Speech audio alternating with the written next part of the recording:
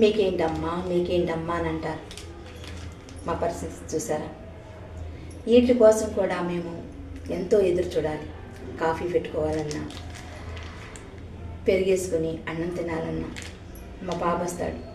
వస్తే నాన్న కొంచెం కాఫీ తాగాలనుంది, వేడి చేసింది, పెరుగు తెచ్చుకోవాలి అని అంటే వాడి చేతిలో వాడి జేబులో డబ్బులుంటే ఇస్తాడు, లేకపోతే లేవమ్మా అని చెప్తాడు. ఇచ్చినప్పుడు పండగ, ఇవ్వకపోతే ఉంటాం అలాగే. కానీ నేనే ఇంతలా చెప్తున్నాను, కానీ నాకంట దారుణంగా ఉండేవాళ్ళు చాలామంది ఉండొచ్చు కదా.